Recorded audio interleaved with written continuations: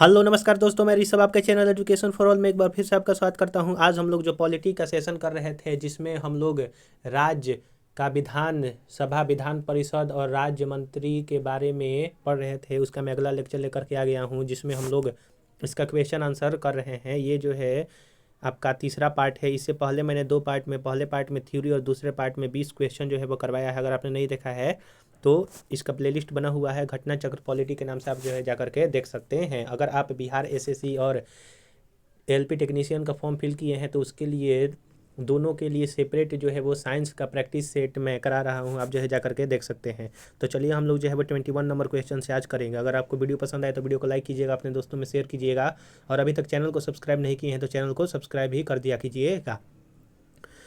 Question है कि वर्ष 1956 में कितने पुनर्गठित राज्यों में द्विसदनीय विधायिका थी, यानी कि कितने पुनर्गठनीय राज्य के बाद जो है वो विधान परिषद था। तो जब 1956 में पुनर्गठन अधिनियम आया था तो 14 राज्य थे, जिसमें से 7 राज्यों में जो है वो विधान परिषद था, यानी कि द्विसदनीय था। पहला उत्तर प्रदेश, बिहार, बॉम्बे, मद्रास यानी कि तमिलनाडु, मैसूर, कर्नाटक, पंजाब और पश्चिम बंगाल में था। पश्चिम बंगाल में 1969, पंजाब में 1970 और तमिलनाडु में 1986 ईस्वी में जो विधान परिषद था इसको जो है वो नष्ट कर दिया गया था। और वर्तमान में जो आपका विधान परिषद 6 राज्यों में है, आप ये भी याद रखिएगा। तो ऑप्शन के हिसाब से जो है वो इसका कोई जो है वो आंसर नहीं रहेगा। अगला क्वेश्चन है आपका 22 नंबर के, भारतीय संविधान के अनुच्छेद 170 के अनुसार किसी राज्य की विधानसभा के सदस्यों की न्यूनतम तथा अधिकतम संख्या कितनी हो सकती है। तो न्यूनतम आपका 60 और अधिकतम 500 जो है वो आर्टिकल 170 के तहत विधानसभा के सदस्यों की संख्या हो सकती है। तो ऑप्शन नंबर डी जो है वो सही आंसर हो जाएगा। लेकिन इसमें जो है वो आपका वर्तमान में सिक्किम में विधानसभा 32 सीट है, गोवा में 40 है, मिजोरम में 40 है, पुदुचेरी राज्य क्षेत्र जो यूटी है उसमें 33 आपके जो है वो सदस्य हैं। ये जो है आपके अपवाद है, आप इसको याद जरूर से जरूर रखिएगा। निम्नलिखित में से कौन सा राज्य अनुच्छेद 170 के उस प्रावधान का अपवाद है जिसमें कहा गया है कि एक राज्य में विधान सभा के गठन में 60 से कम सदस्य नहीं हो सकते हैं। तो इसमें सिक्किम जो है वो आपका सही आंसर हो जाएगा, क्योंकि यहाँ पर सिक्किम में जो है आपका 32 जो है वो सीट है। तो ऑप्शन नंबर ए जो है वो सही आंसर हो जाएगा। अगला है क्वेश्चन नंबर 24 के, निम्नलिखित कथनों पर विचार करें। भारत के संविधान के उपबंध है कि प्रत्येक राज्य की विधानसभा 450 से अनधिक सदस्यों से मिल करके बनेगी, जो राज्य में प्रादेशिक निर्वाचन क्षेत्रों से प्रत्यक्ष निर्वाचन द्वारा चुने जाएंगे। दूसरा है कि कोई व्यक्ति किसी राज्य के विधानसभा के किसी स्थान को भरने के लिए चुने जाने के लिए अर्हत नहीं होगा यदि उसकी आयु 25 वर्ष से कम हो। तो इसमें से कौन सा सही है, तो केवल जो है वो आपका 2 इसमें सही है। संविधान के अनुच्छेद 170(1) के प्रावधान के अनुसार प्रत्येक राज्य की विधानसभा उस राज्य के प्रादेशिक निर्वाचन क्षेत्रों से प्रत्यक्ष निर्वाचन द्वारा चुने गए 500 से अनधिक और 60 से न्यून जो है वो सदस्य से मिलकर के बनेगी। स्पष्ट है कि कथन 1 जो है वो आपका गलत है, यानी कि 450 उसमें दिया था वह जो है गलत है। अनुच्छेद 173 ख के तहत राज्य विधानसभा के किसी स्थान को भरने के लिए चुने जाने हेतु न्यूनतम आयु 25 वर्ष से कम नहीं होनी चाहिए, और विधान परिषद के लिए आपका 30 वर्ष चाहिए। 25 नंबर क्वेश्चन है कि भारत के किसी राज्य की विधानसभा में अधिकतम कितने सदस्य हो सकते हैं। तो 500 हो सकते हैं, न्यूनतम जो है आपके 60 सदस्य हो सकते हैं।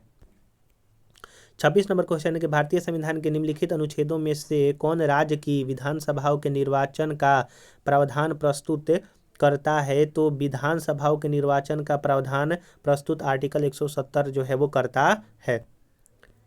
विधानसभा के सदस्यों के लिए न्यूनतम आयु क्या रखी गई है, तो आपका 25 वर्ष रखा गया है। वोट देने का आयु जो है वो आपका 18 वर्ष है, और आपका अगर आप जो वार्ड मेंबर या फिर मुखिया का चुनाव लड़ने के लिए जो है आप 21 वर्ष का जो है वो न्यूनतम आयु बतलाया गया है। अगला है, राज्य विधान सभाओं में आंग्ल भारतीय समुदायों के लिए प्रतिनिधित्व का प्रावधान भारत के संविधान के किस अनुच्छेद द्वारा किया गया है। तो आर्टिकल जो आंग्ल भारतीय है वो आर्टिकल 133 के अनुसार यदि किसी राज्य के राज्यपाल को यह राय है कि उस राज्य की विधानसभा में आंग्ल समुदाय का प्रतिनिधित्व आवश्यक है तो उसे उसका प्रतिनिधित्व प्राप्त नहीं है तो वह उस विधानसभा के समुदाय को एक सदस्य का नाम निर्देशित कर सकता था। तो आर्टिकल इसमें जो है वो आपका 333 सही हो जाएगा, लेकिन इसको जो है वो वर्ष 2019 में 104वां संविधान संशोधन द्वारा इसको जो है वो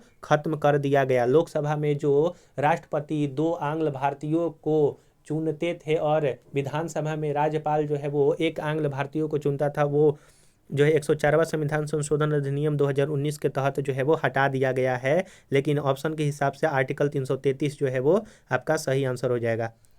किस राज्य विधानसभा की सर्वाधिक सदस्य संख्या है? तो उत्तर प्रदेश में जो है वो सर्वाधिक सदस्य संख्या है विधानसभा में 403 है, विधान परिषद में 100 है।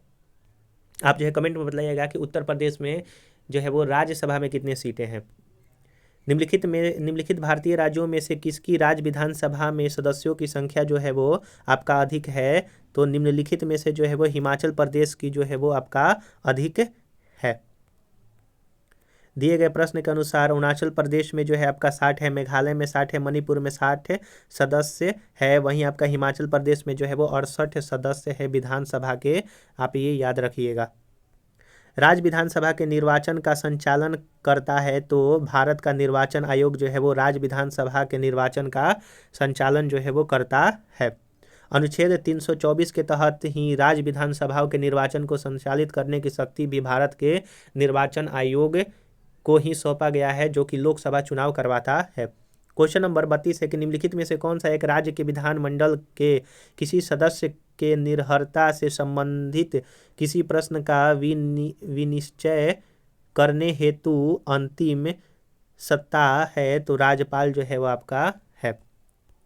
आर्टिकल 192 के अनुसार किसी राज्य का विधानमंडल के किसी सदस्य के निर्हरता से संबंधित किसी प्रश्न का विनिश्चय करने हेतु अंतिम जो सत्ता होता है वो राज्यपाल के पास ही रहता है, आर्टिकल 192 के तहत।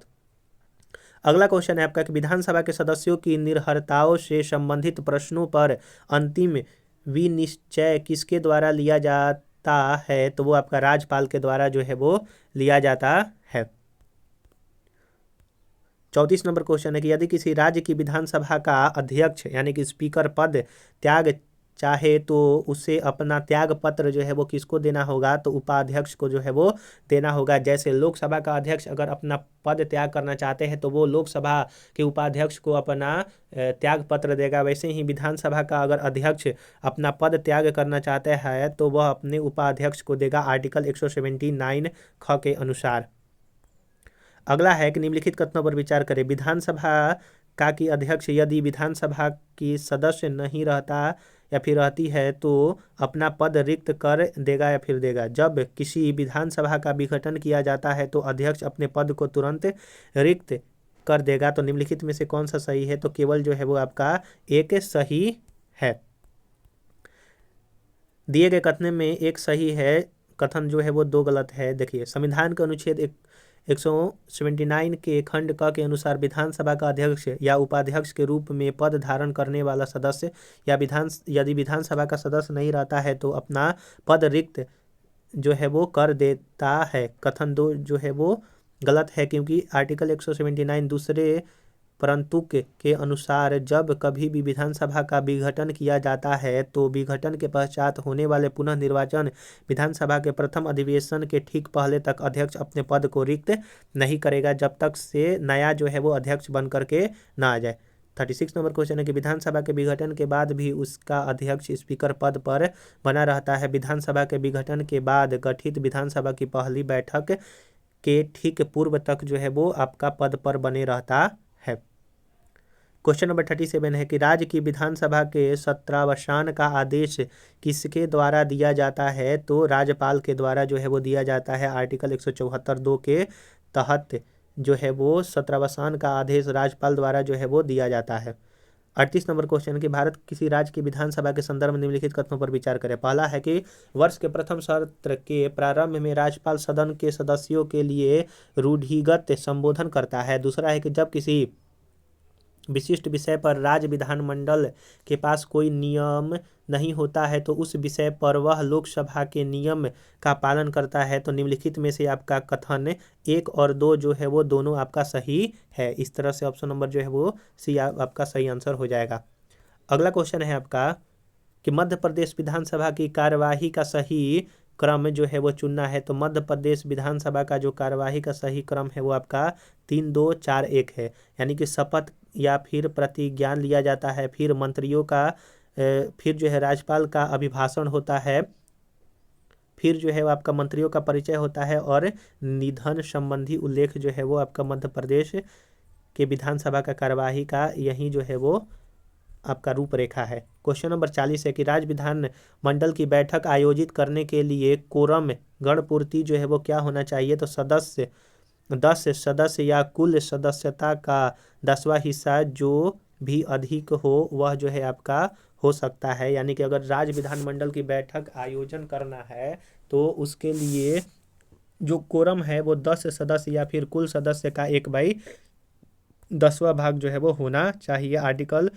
189(3) के अनुसार जब तक राज्य का विधान मंडल विधि द्वारा अन्यथा उपबंध न करे तब तक राज्य के विधानमंडल के किसी सदन का अधिवेशन गठित करने के लिए कोरम 10 सदस्य या सदन के सदस्यों की कुल सदस्य का 10वां भाग या फिर इससे भी अधिक जो है वो हो सकता है। तो यहाँ पर हम लोग जो है वो 40 क्वेश्चन 2 वीडियो में कवर कर लिया हम लोगों ने। अगले वीडियो में मैं जो है वो इसका टोटल क्वेश्चन आंसर जो है वो कंप्लीट करवा दूंगा। अगर आपको ये वीडियो पसंद आया होगा तो वीडियो को लाइक कीजिएगा, अपने दोस्तों में शेयर कीजिएगा और अभी तक चैनल को सब्सक्राइब नहीं किए हैं तो चैनल को सब्सक्राइब भी कर दिया कीजिएगा। तो चलिए हम लोग जो है अगले वीडियो में मिलेंगे, तब तक के लिए नमस्कार।